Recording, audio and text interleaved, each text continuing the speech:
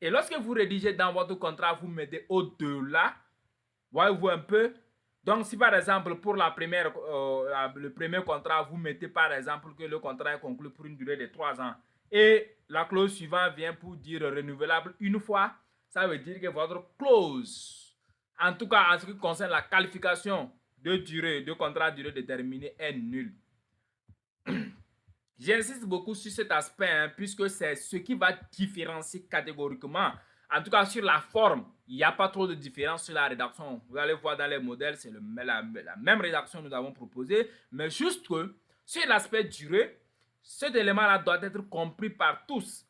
Parce que c'est l'aspect, et c'est sur cet aspect-là que beaucoup faillent, hein, il y a beaucoup de failles dans la rédaction lorsque l'on est appelé, surtout quand on est nouveau en matière de rédaction des contrats. Et c'est là même l'importance de ne pas juste s'accorder sur des modèles que l'on trouve en ligne, puisqu'il y a certains aspects beaucoup plus pratiques que tu ne comprendras jamais si tu ne suis pas une formation professionnelle. Et donc, en dehors de cet aspect, quel est l'aspect que l'on devait impérativement analyser pour distinguer le contrat de travail à durée déterminée? Et pour mieux comprendre, je vous invite à lire l'article 48 donc, du Code du travail qui donne plus de précision, hein, sur le contrat de travail, hein, à durée déterminée, hein, qui dit spécifiquement que le contrat de travail à durée déterminée ne peut avoir ni pour objet ni pour effet de pourvoir durablement un emploi lié à une activité, hein, normale de l'entreprise ou d'un établissement. L'alinéa 2 va préciser que le contrat de travail à durée déterminée est un contrat dont la durée est précisée à l'avance et dont le terme est subordonné à la survenance d'un événement futur et certain, indiqué avec précision, dont la date n'est pas exactement connue à l'avance. Et donc, le contrat de travail à durée déterminée est constaté par un écrit, sauf pour les travailleurs occasionnels engagés à l'heure ou à la journée, et donc payés à cette fin. Et notamment, ce qu'il faut comprendre, c'est l'alinéa précédent suivant qui va beaucoup plus être très exigeant lorsqu'il stipule, lorsqu'il dispose autant pour moi, qu'il a conclu pour une durée initiale qui ne peut être supérieure à 2 ans. Et donc, le contrat de travail à durée déterminée peut être renouvelé sans que la durée totale du contrat, renouvellement compris, ne puisse donc excéder 4 ans. Comme je l'ai dit, cette exigence légale est de rigueur et vous ne pouvez en aucune façon décider, donc volontairement dans un contrat de durée bien déterminé, décider d'aller au-delà de 4 ans si le contrat est censé être à durée déterminée. Et comme l'alinéa 3 l'a précisé clairement, pour la première fois que vous allez conclure le contrat à durée déterminée, vous ne pouvez pas excéder 2 ans. Mesdames, Messieurs, cet élément ayant été compris, je pense que le reste ayant déjà été vu.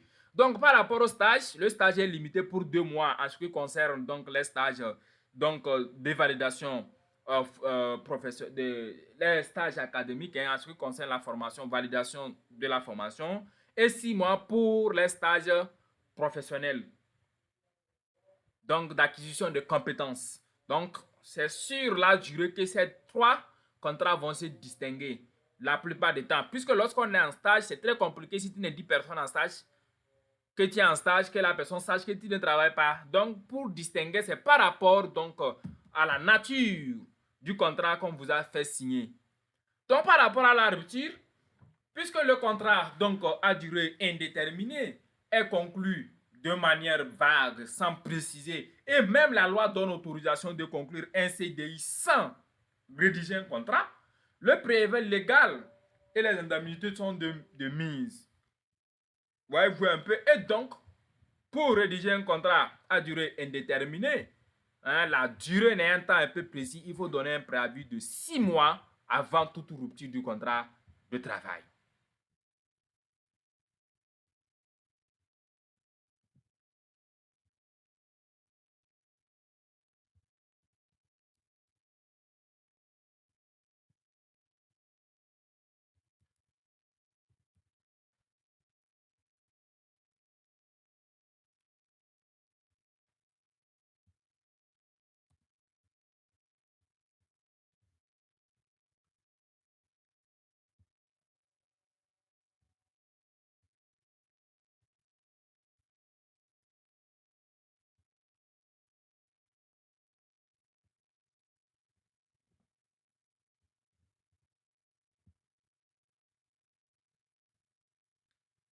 Est-ce que vous êtes là?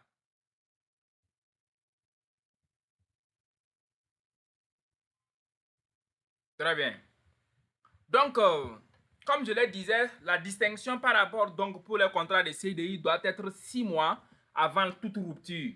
Donc, pour ce qui est donc de CDD, il faut arriver à terme. Donc, en cas de rupture anticipée, il faut les indemnités. Donc, notamment pour le contrat de stage. Notamment au niveau des contrats de stage, normalement, la loi n'organise pas la rupture puisque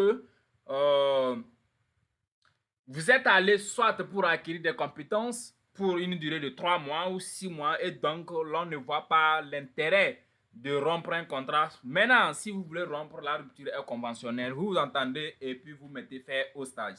Voyez-vous un peu au niveau de la CNS, les charges sociales. Un contrat à durée indéterminée, la CNS est obligatoire. Pareil pour ce qui est de contrat à durée déterminée.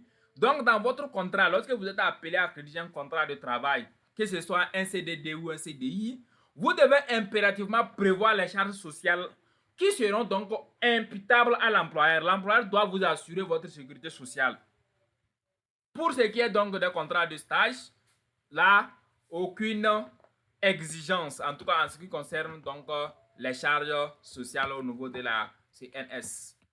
Vous pouvez avoir des gratifications si l'employeur est généreux, donc il va vous payer, en dehors donc des exigences légales, hein, puisque les stages professionnels sont exigés. Donc les stages normalement professionnels sont payés en dehors des stages de validation académique qui ne sont pas bons, exigés, ou on ne demande pas la rémunération. Mais pour les stages professionnels, lorsque vous êtes appelé à faire un stage professionnel, normalement, la loi exige une rémunération au moins le SMIC. Voyez-vous un peu. Mais bon, on fait avec, on est en droit togolais. Mais dans le cadre des rédactions, nous sommes là pour répondre aux exigences légales. Retenez que pour ce qui est donc des contrats de stage, lorsqu'il s'agit d'un stage professionnel, donc d'acquisition d'expérience, la rémunération est de mise. Mais pour ce qui est des charges sociales, non. La loi ne dispose aucune obligation à la charge de l'employeur. Les congés payés, mais soyez-en sûrs pour ce qui est de la sécurité en entreprise, en interne, les assurances, en cas de dommage, que ce soit corporel, dans le cas de l'exercice de stage, l'employeur doit y répondre. Je ne vais pas trop aller dans la matière substantielle. Vous êtes déjà juriste, je suppose que vous maîtrisez déjà ces enjeux-là. Dans les congés payés, 30 jours par an. Voyez-vous un peu en ce qui concerne les CDI. Maintenant, en fonction pour les contrats à durée déterminée, voyez, vous pouvez lire les substances de la matière à partir d'articles, comme je l'ai dit, 48 déjà. Mais c'est en fonction de la durée du contrat. Mais déjà, puisque de régime général, on acquiert donc un congé payé pour ce qui est donc d'une durée de 1 an. Si le CDI, le CDD plutôt autant pour moi, va au-delà de 1 an, ça veut dire que le salarié peut acquérir un congé payé de 30 jours. Mais si le CDD c'est pour 3 mois, ça n'atteint pas 1 an, voyez-vous un peu. Donc c'est ça on dit à propre terme, c'est-à-dire à prorata de la durée, en fonction de la durée que vous allez négocier pour pouvoir décider donc du moment de congé. Voyez-vous un peu. Les clauses d'essai, c'est obligatoire au niveau donc des contrats à durée indéterminée, mais cette obligation n'est pas en fait de mise. Ça ne veut pas dire que c'est comment on appelle ça? C'est une condition de validité du contrat. Non. Vous pouvez le faire. Vous pouvez le faire. Mais là, puisque je dis là, c'est obligatoire parce que ça peut aller jusqu'à 6 mois. 3 mois pour la première essai. Si ça ne vous va pas sur le premier essai, si ça ne vous va pas, vous allez renouveler jusqu'à 6 mois. Mais ça ne peut pas dépasser 6 mois pour la période d'essai. En ce qui concerne un CDI. Maintenant, pour le CDD, pareil, vous pouvez faire une période d'essai, mais c'est très limité. Puisque le CDD est appelé à faire peut-être, vous pouvez conclure un CDD pour 3 mois, 6 mois, 1 an. Et donc, on ne voit pas l'intérêt de pouvoir amener une période d'essai jusqu'à 6 mois si le CDD lui-même, c'est pour 6 mois. Donc, voyez, c'est pourquoi c'est en fonction de la durée que vous allez faire que l'on peut exiger ou non. Mais pour les stages, vous ne pouvez pas conclure une période d'essai. Normalement, lorsqu'on est en stage, on vient pour apprendre. Donc, la période d'essai, normalement, pour les contrats de travail, que ce soit le CDI ou le CDD, c'est pour voir si la personne a déjà des compétences. Si la personne peut vous apporter de la valeur, si après 3 mois, la personne ne vous apporte pas de valeur, vous pouvez résilier le contrat.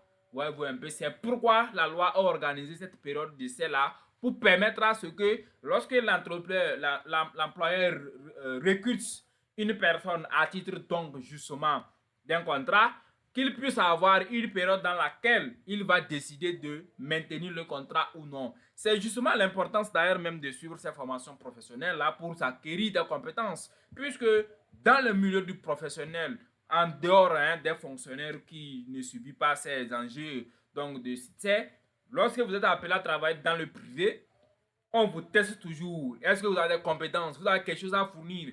Parce que c'est ce que vous faites, c'est pour ça qu'on vous paie. Si vous n'arrivez pas à faire quelque chose, mais je suis désolé, on va vous licencier. Bon, oui, licencier, soit, ouais, c'est un peu, c'est le terme, en ce qui concerne donc, le monde du travail.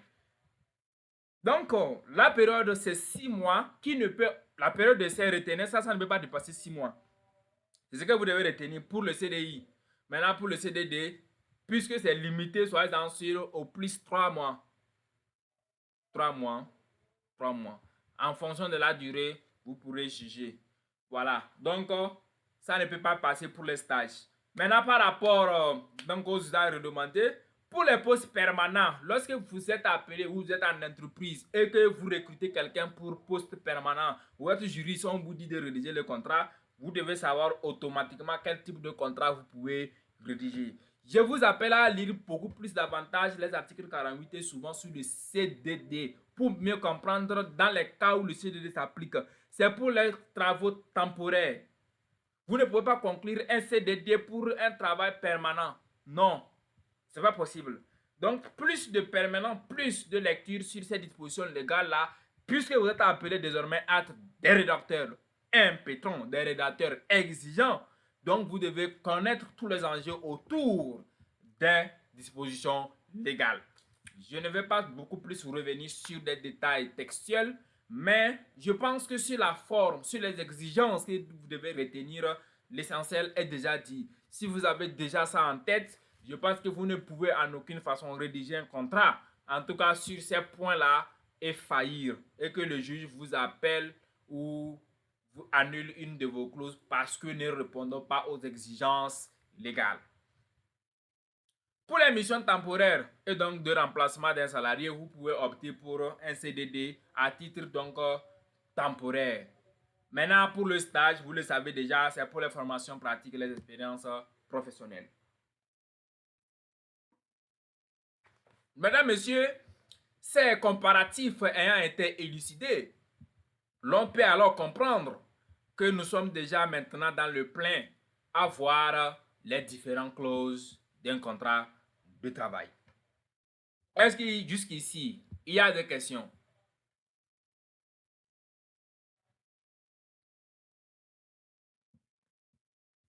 Des questions?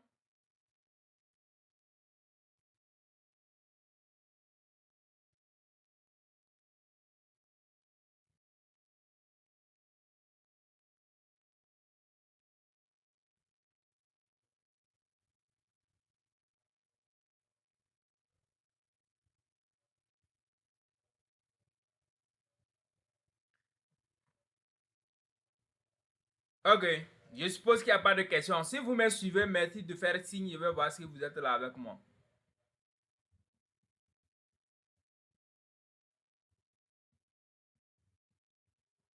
Bien.